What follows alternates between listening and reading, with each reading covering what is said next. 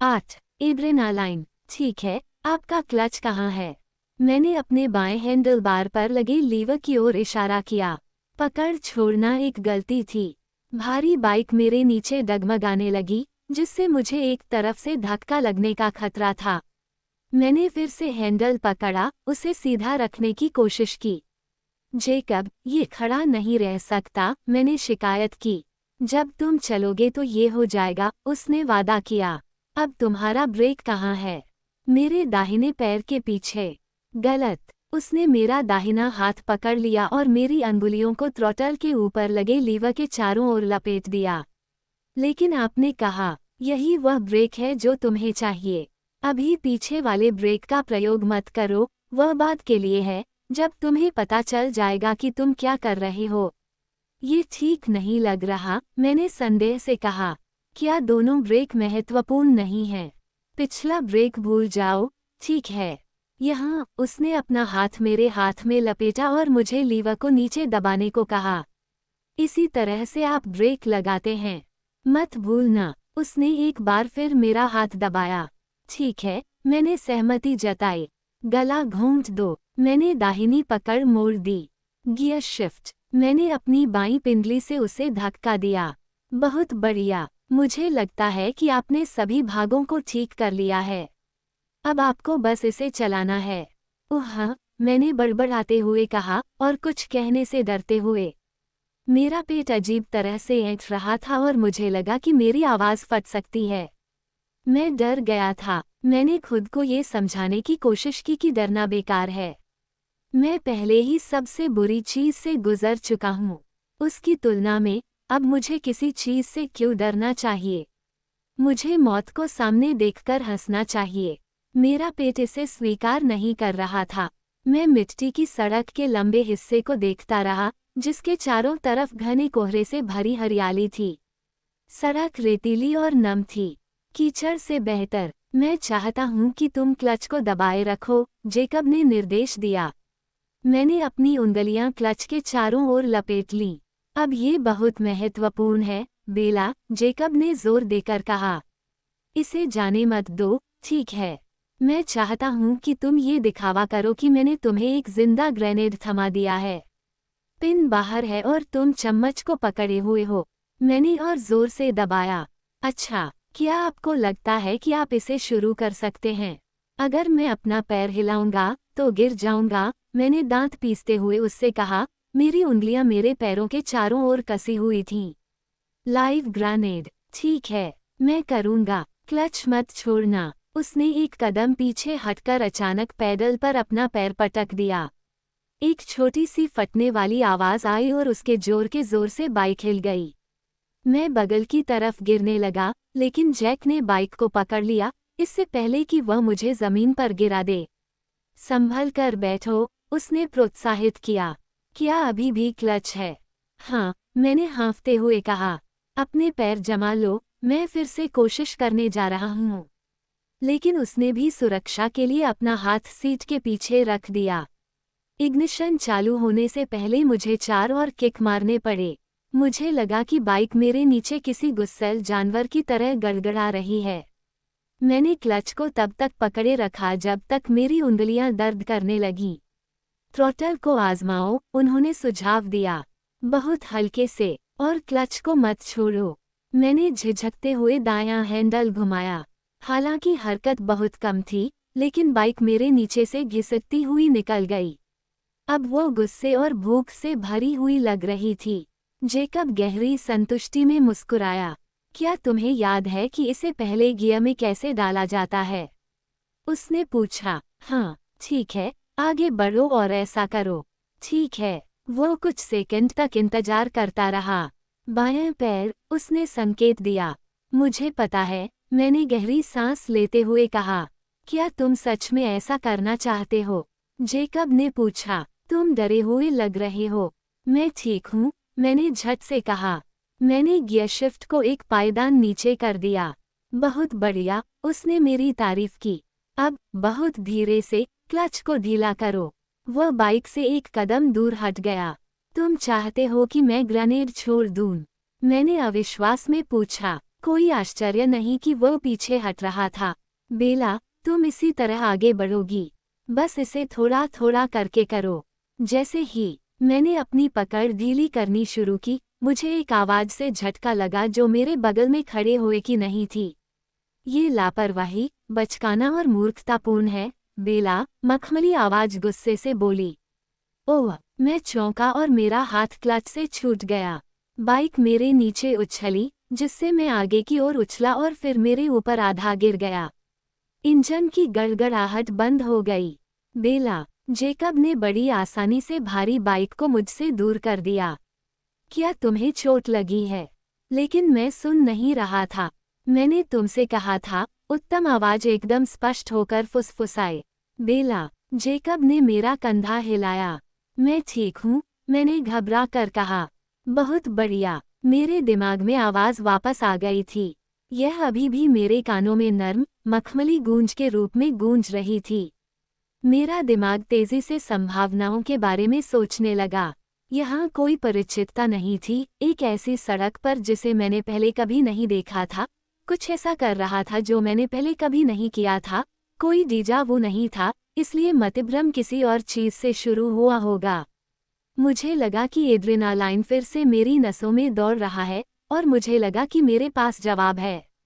Adrenaline और खतरे का कुछ संयोजन, या शायद सिर्फ मूर्खता। जेकब मुझे अपने पैरों पर खड़ा कर रहा था। क्या तुम्हारे सिर पर चोट लगी? उसने पूछा। मुझे ऐसा नहीं लगता। मैंने इसे आगे पीछे हिलाते हुए जांच की। मैंने बाइक को नुकसान तो नहीं पहुंचाया, है न? इस विचार ने मुझे चिंतित कर दिया। मैं तुरंत फिर से प्रयास करने के लिए उत्सुक था।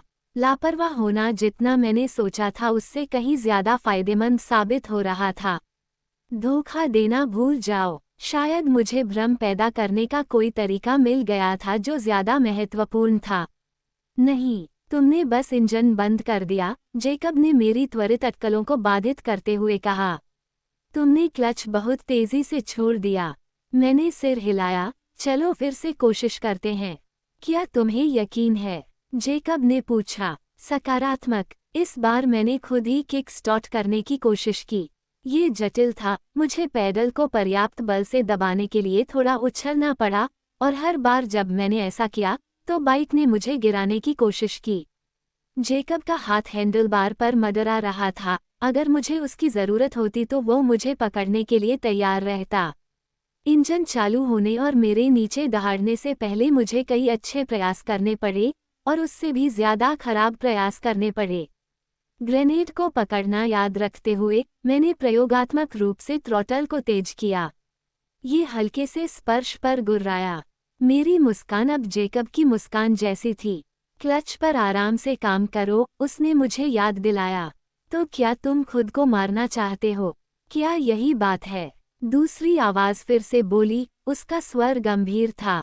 मैं मुस्कुराई, यह अभी भी काम कर रहा था और सवालों को नजरअंदाज कर दिया। जेकब मेरे साथ कुछ भी गंभीर नहीं होने देना चाहता था। चाली के घर जाओ, आवाज ने आदेश दिया। इसकी सुंदरता ने मुझे चकित कर दिया। मैं अपनी याददाश्त को खोने नहीं दे सकता था, चाहे इसके लिए मुझे कोई भी कीमत चुकानी पड़े। धीरे धीरे शांत हो जाओ, जेकब ने मुझे प्रोत्साहित किया। मैं जवाब दूंगा, मैंने कहा। मुझे थोड़ी परेशानी हुई जब मुझे एहसास हुआ कि मैं दोनों सवालों के जवाब दे रहा हूँ। मोटरसाइकिल की गर्जना के विरुद्ध मेरे सिर में आवाज गूंज उठी। इस बार ध्यान केंद्रित करने की कोशिश करते हुए, ताकि आवाज मुझे फिर से चौंका न दे, मैंने अपना हाथ थोड़ा सा ढीला किया। अचानक गियर ने मुझे पकड़ लिया और मुझे आगे की ओर खींच लिया। और मैं उड़ रहा था। वहाँ ऐसी हवा थी जो पहले नहीं थी, मेरी त्वचा को मेरी खोपड़ी से टकराते हुए और मेरे बालों को इतनी जोर से पीछे की ओर उछालते हुए कि ऐसा लगा जैसे कोई उन्हें खींच रहा हो। मैंने अपना पेट वापस शुरुआती बिंदु पर छोड़ दिया था। एड्रेनालाइन मेरे शरीर में बह रहा था, मेरी नसों में झुनझुनी हो रही थी। पेड़ मेरे पीछे से भागते हुए हरे रंग की दीवार में धुंधले हो गए। लेकिन ये सिर्फ पहला गियर था। जैसे ही मैंने ज्यादा गैस के लिए गियर शिफ्ट घुमाया, मेरा पैर गियर शिफ्ट की ओर बढ़ गया। नहीं, बेला, गुस्से से भरी मधुर आवाज ने मेरे कान में आदेश दिया। देखो तुम क्या कर रही हो। इससे मेरा ध्यान गति से इतना हट गया कि मुझे एहसास हुआ कि सड़क बाईं ओर धीमी गति से मुड़ने लगी है और मैं अभी भी सीधा जा रहा था। जेकब ने मुझे नहीं बताया था कि कैसे मुड़ना है। ब्रेक ब्रेक, मैंने खुद से कहा और मैंने सहज ही अपने दाहिने पैर से धक्का मारा, जैसे मैं अपने ट्रक में करता। बाइक अचानक मेरे नीचे अस्थिर हो गई, पहले एक तरफ और फिर दूसरी तरफ कांपने लगी। यह मुझे हरी दीवार की ओर खींच रही थी और मैं बहुत तेज चल रहा था। मैंने हैंडलबार को दूसरी दिशा में मोड़ने की कोशिश की और मेरे वजन के अचानक बदलाव ने बाइक को जमीन की ओर धकेल दिया, फिर भी पेड़ों की ओर घूम रही थी। मोटरसाइकिल फिर से मेरे ऊपर आ गिरी, जोर से गर्जना करते हुए मुझे गीली रेत पर घसीटते हुए ले गई जब तक कि वह किसी स्थिर वस्तु से नहीं टकरा गई। मैं देख नहीं पा रहा था, मेरा चेहरा काई में धंस गया था। मैंने अपना सिर उठाने की कोशिश की, लेकिन रास्ते में कुछ था। मुझे चक्कर आ रहा था और मैं उलझन में था। ऐसा लग रहा था जैसे 3 चीजें मेरे ऊपर बाइक को घुमा रही थीं। मेरे दिमाग में आवाज आ रही थी और कुछ और। बेला, जेकब चिल्लाया और मैंने दूसरी बाइक के रुकने की गर्जना सुनी। मोटरसाइकिल ने मुझे अब जमीन पर नहीं दबाया और मैं सांस लेने के लिए पलट गया। सारी गुर्राहटें शांत हो गईं।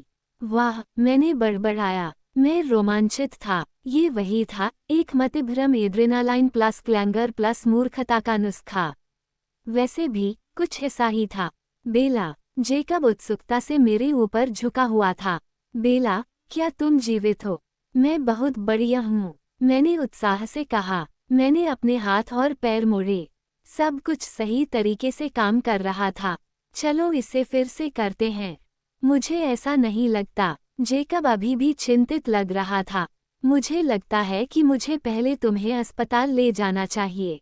मैं ठीक हूँ। बेला, तुम्हारे माथे पर बहुत बड़ा घाव है और उसमें से खून बह रहा है, उसने मुझे बताया। मैंने अपने सिर पर हाथ पटका। बेशक, ये गीला और चिपचिपा था। मैं अपने चेहरे पर गीली काई के अलावा कुछ भी गंध नहीं महसूस कर सका और इससे मतली रुक गई। ओह, मुझे बहुत खेद है, जेकब। मैंने घाव पर जोर से धक्का दिया, मानो मैं खून को वापस अपने सिर के अंदर धकेल सकूं। तुम खून बहने के लिए माफी क्यों मांग रहे हो? उसने आश्चर्य से पूछा और अपनी लंबी बांह मेरी कमर पर लपेटी और मुझे अपने पैरों पर खड़ा किया। चलो चलते हैं, मैं गाड़ी चलाऊंगा। उसने चाबियां लेने के लिए अपना हाथ आगे बढ़ाया। बाइकों का क्या हुआ? मैंने उन्हें सौंपते हुए पूछा। उसने एक पल के लिए सोचा। यहाँ रुको और ये ले लो। उसने अपनी टी शर्ट उतारी, जो पहले से ही खून से सनी हुई थी, और मुझे फेंक दी। मैंने उसे लपेटा और अपने माथे पर कसकर पकड़ लिया। मुझे खून की गंध आने लगी थी। मैंने अपने मुंह से गहरी सांस ली और किसी और चीज पर ध्यान केंद्रित करने की कोशिश की। जेकब ने काली मोटरसाइकिल पर छलांग लगाई, उसे एक ही बार में स्टॉप किया और पीछे से रेत और कंकड़ फेंकते हुए सड़क पर वापस दौड़ा। वह एथलेटिक और पेशेवर दिख रहा था क्योंकि वह हैंडलबार पर झुका हुआ था, उसका सिर नीचे था, चेहरा आगे की ओर था, उसके चमकीले बाल उसकी पीठ की लाल त्वचा पर लहरा रहे थे। मेरी आंखें ईर्ष्या से सिकुड़ गईं। मुझे यकीन था कि मैं अपनी मोटरसाइकिल पर ऐसा नहीं दिखता था। मैं हैरान था कि मैं कितनी दूर चला गया था।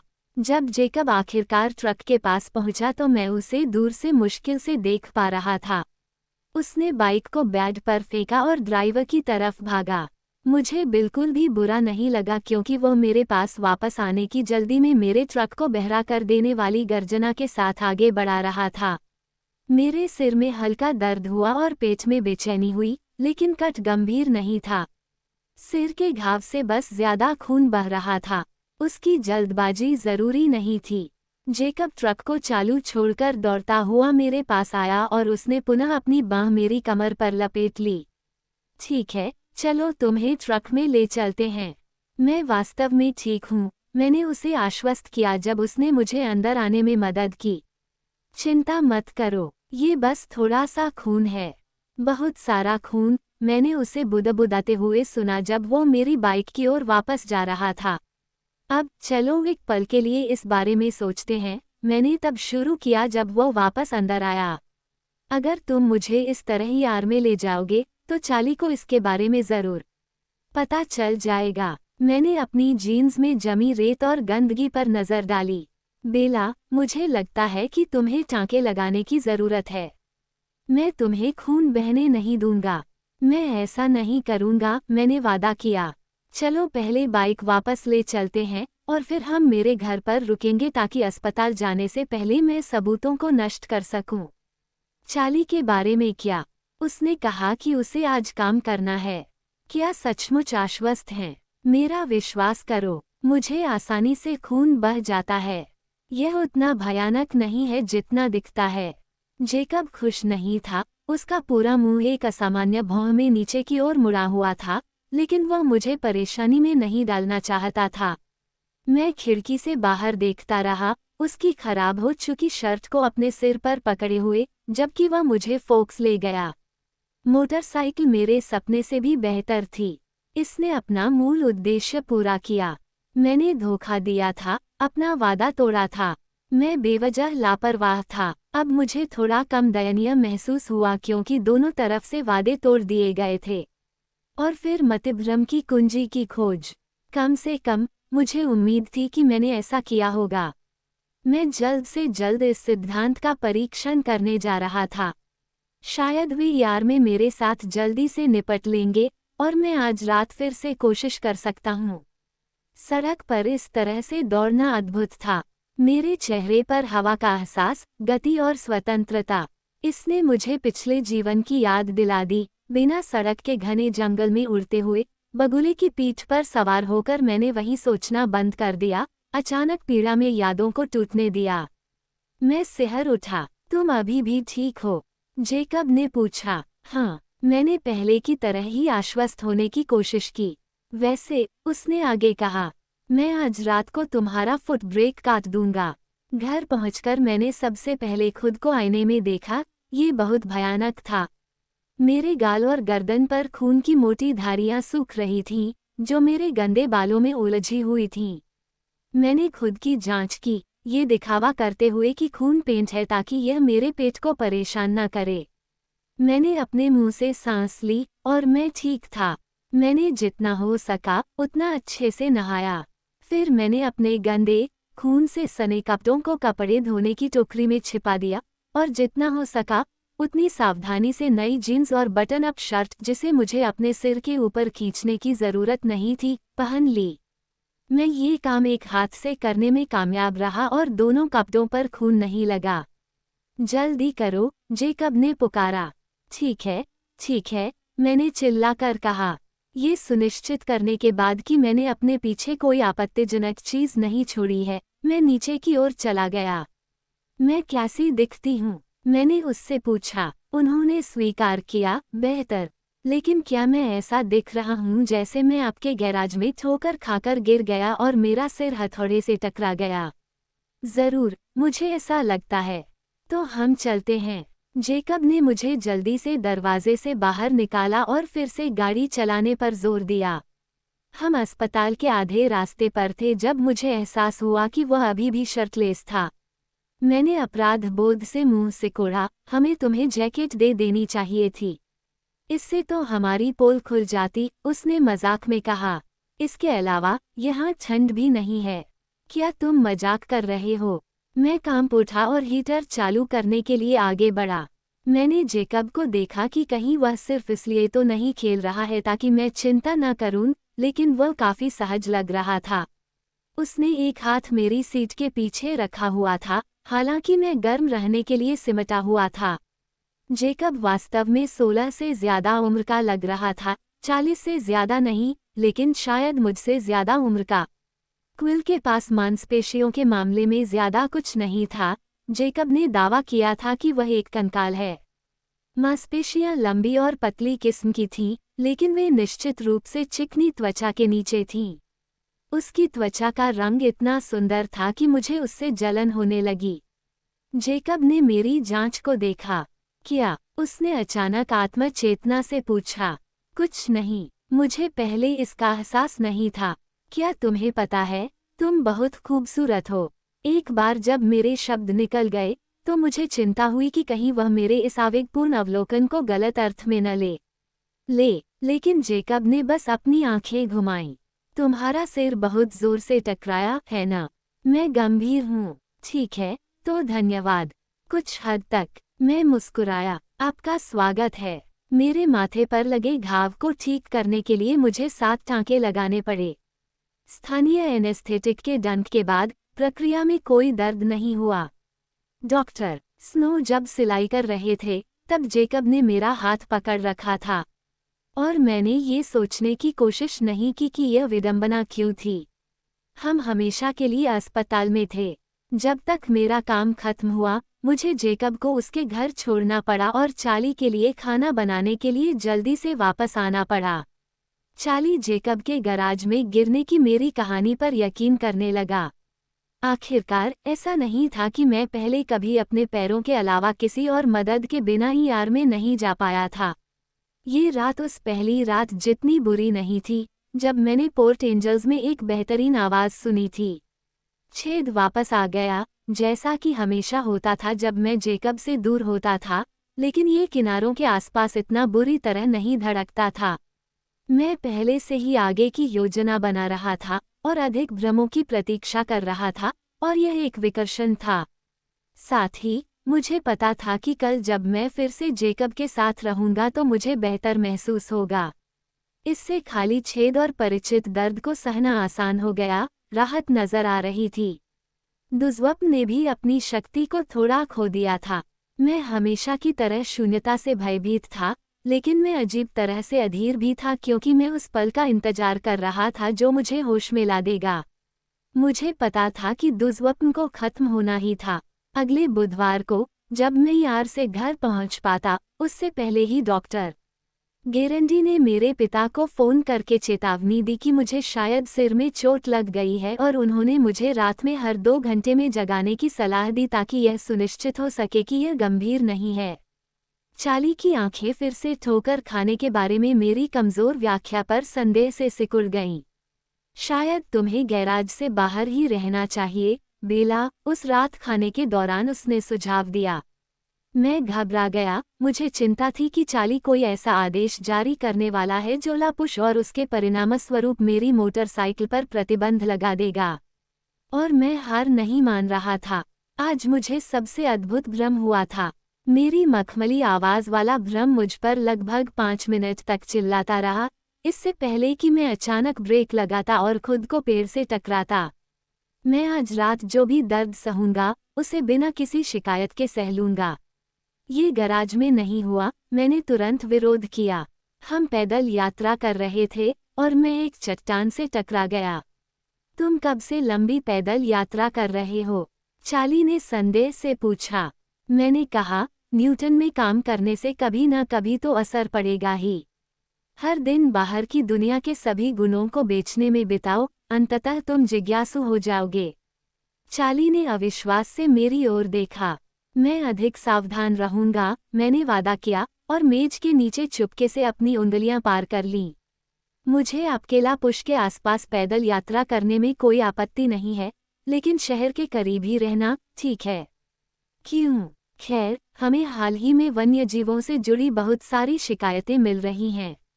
वन विभाग इसकी जांच करने जा रहा है, लेकिन फिलहाल। ओह, वो बड़ा भालू, मैंने अचानक समझकर कहा। हाँ, न्यूटन से होकर आने वाले कुछ पैदल यात्रियों ने उसे देखा है। क्या आपको लगता है कि वहां वाकई कोई विशालकाय उत्परिवर्तित ग्रिजली है? उसके माथे पर बल पड़ गए। कुछ तो है। इसे शहर के पास ही रखना ठीक है। जरूर जरूर, मैंने जल्दी से कहा। वह पूरी तरह से संतुष्ट नहीं दिख रहा था। चार्ली बहुत ज्यादा नाक भान सिकोड़ रहा है। मैंने जेकब से शिकायत की जब मैं शुक्रवार को स्कूल से उसे लेने आई थी। शायद हमें बाइक के साथ इसे शांत करना चाहिए। उसने मेरी आपत्ति भरी अभिव्यक्ति देखी और कहा, कम से कम 1 सप्ताह के लिए। आप 1 सप्ताह के लिए अस्पताल से बाहर रह सकते हैं, है ना? हम क्या करने जा रहे हैं? मैंने शिकायत की। वह प्रसन्नतापूर्वक मुस्कुराया। जो तुम चाहती हो। मैंने 1 मिनट तक सोचा कि मैं क्या चाहता हूँ। मुझे उन यादों के साथ अपनी कुछ सेकंड की नज़दीकी भी खोने का विचार पसंद नहीं था, जो मुझे चोट नहीं पहुंचाती थी, जो अपने आप आती थी, बिना मेरे सचेत रूप से उनके बारे में सोचे। अगर मेरे पास बाइक नहीं होती, तो मुझे खतरे और एड्रेनालाइन से बचने के लिए कोई और रास्ता ढूंढना पड़ता, और इसके लिए गंभीर विचार और रचनात्मकता की जरूरत थी। इस बीच कुछ भी न करना आकर्षक नहीं था।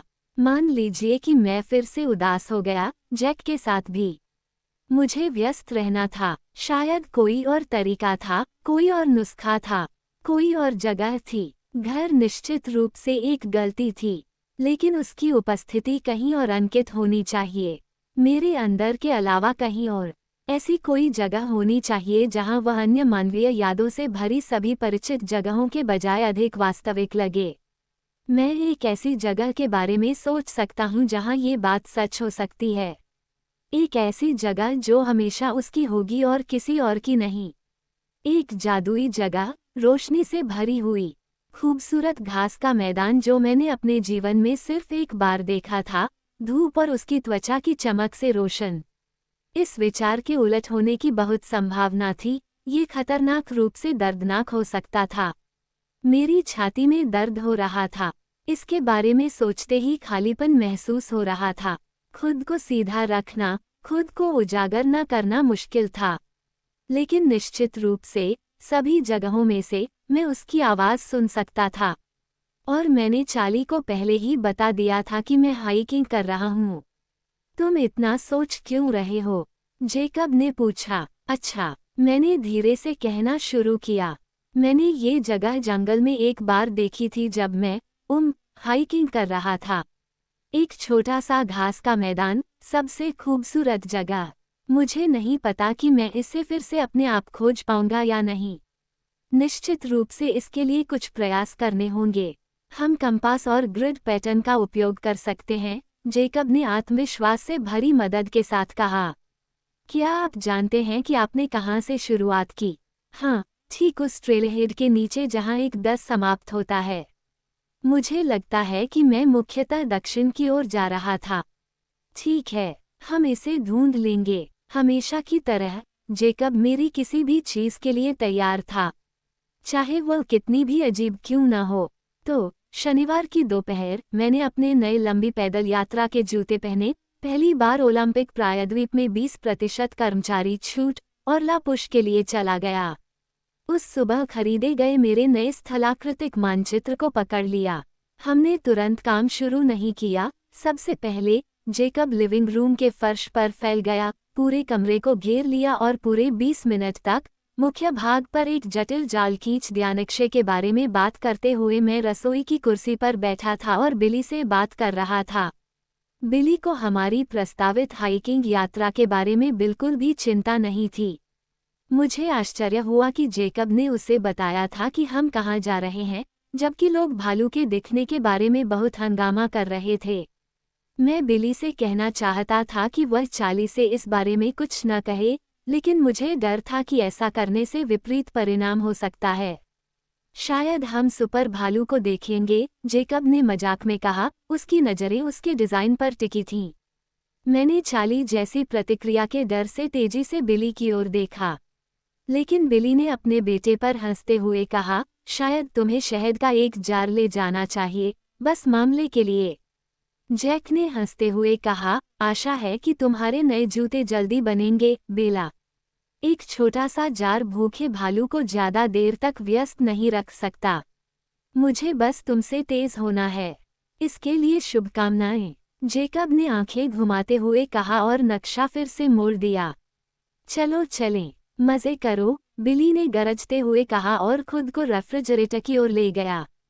चार्ली के साथ रहना कोई कठिन बात नहीं थी, लेकिन मुझे ऐसा लगा कि जेकब के लिए यह मुझसे भी अधिक आसान था। मैं कच्ची सड़क के बिल्कुल अंत तक चला गया और ट्रेलहेड की शुरुआत को चिन्हित करने वाले चिन्ह के पास रुक गया। मुझे यहाँ आए हुए काफ़ी समय हो गया था और मेरे पेट में घबराहट की प्रतिक्रिया हुई। ये बहुत बुरी बात हो सकती है, लेकिन अगर मैं उसे सुन पाऊँ तो यह इसके लायक होगा।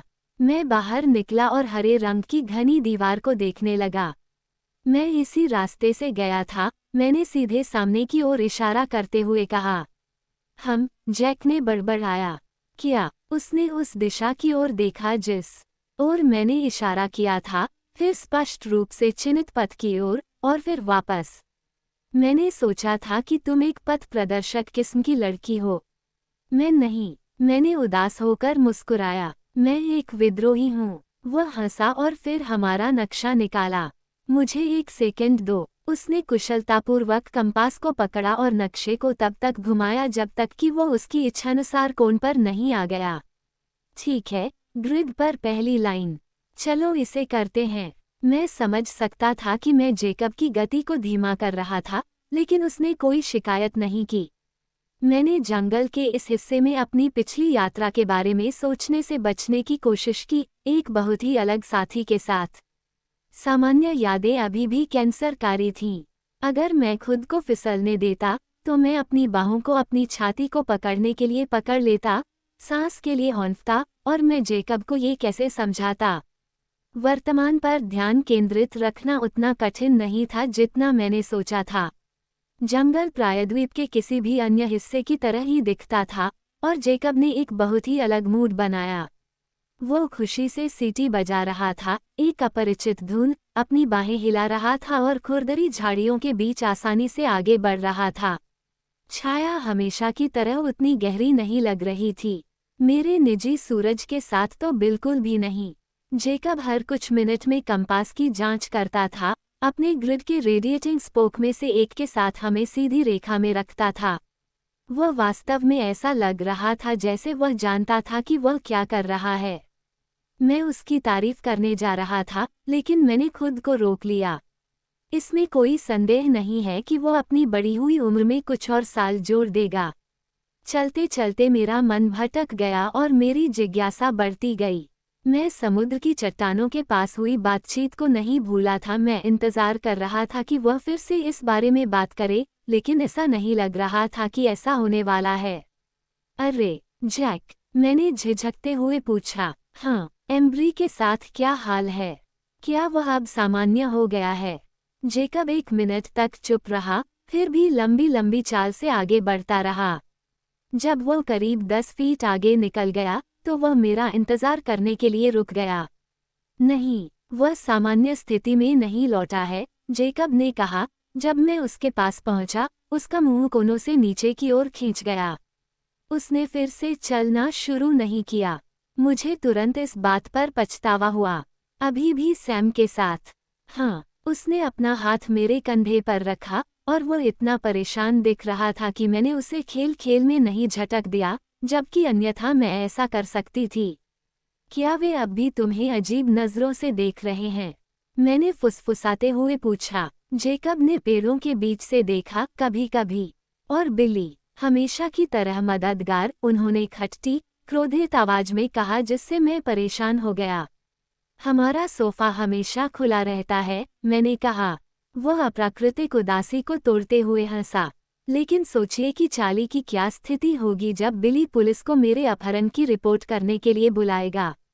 मैं भी हंसा। जेकब को सामान्य स्थिति में वापस पाकर खुश हुआ।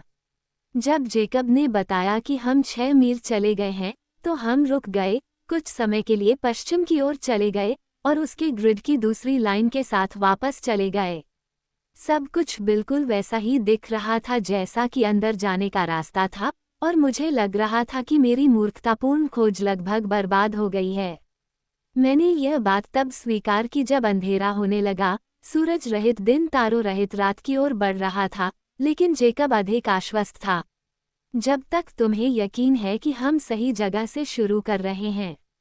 उसने मेरी ओर देखा। हाँ, मुझे यकीन है। फिर हम उसे ढूंढ लेंगे, उसने वादा किया, मेरा हाथ पकड़कर मुझे फन के ढेर के बीच से खींच कर ले गया। दूसरी तरफ ट्रक था। उसने गर्व से उसकी ओर इशारा किया। मुझ पर भरोसा करो, तुम अच्छे हो, मैंने स्वीकार किया। लेकिन अगली बार हम टॉर्च लेकर आएंगे। अब से हम रविवार को ही पैदल यात्रा करेंगे। मुझे नहीं पता था कि तुम इतनी धीमी हो। मैंने अपना हाथ पीछे खींचा और ड्राइवर की तरफ घूम गई, जबकि वह मेरी प्रतिक्रिया पर हंस रहा था। तो क्या तुम कल फिर से कोशिश करने के लिए तैयार हो? उसने यात्री सीट पर बैठते हुए पूछा। जरूर, जब तक कि तुम मेरे बिना जाना न चाहो, ताकि मैं तुम्हें अपनी धीमी गति से न बांधूं। मैं बच जाऊंगा, उसने मुझे आश्वस्त किया। हालांकि अगर हम फिर से लंबी पैदल यात्रा पर जाते हैं तो आप कुछ मोलस्किन खरीदना चाहेंगे। मुझे यकीन है कि आप अभी उन नए जूतों को महसूस कर सकते हैं। थोड़ा सा, मैंने कबूल किया। मुझे ऐसा लगा जैसे मेरे शरीर पर छाले इतने ज्यादा हो गए हैं कि उन्हें भरने के लिए जगह ही नहीं है। मुझे उम्मीद है कि हम कल भालू को देख पाएंगे। मैं इस बात से निराश हूँ। हाँ, मैं भी, मैंने व्यंग्यात्मक ढंग से सहमति जताई। शायद कल किस्मत अच्छी हो और कोई हमें खा जाए। भालू लोगों को खाना नहीं चाहते। हमारा स्वाद उतना अच्छा नहीं है। वो अंधेरी टैक्सी में मेरी तरफ देखकर मुस्कुराया। बेशक, तुम अपवाद हो सकते हो। मुझे यकीन है कि तुम्हारा स्वाद अच्छा होगा। बहुत बहुत धन्यवाद, मैंने दूर देखते हुए कहा। वो मुझसे ऐसा कहने वाला पहला व्यक्ति नहीं था।